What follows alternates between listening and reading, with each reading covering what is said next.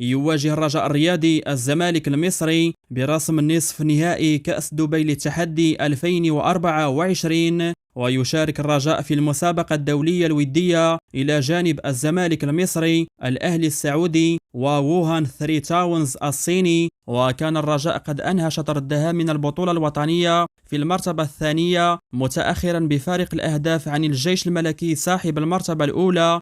مباراة الرجاء الرياضي والزمالك المصري ستجرى يوم الجمعة 26 يناير 2024 في تمام الساعة 2 بعد الزوال بتوقيت غرينتش، 3 بعد الزوال بتوقيت المغرب، 5 مساء بتوقيت مكة المكرمة. المقابلة ستقام على أرضية ملعب المكتوم بمدينة دبي الإماراتية، ومن المنتظر أن تنقل المقابلة مباشرة على قناة الرياضية.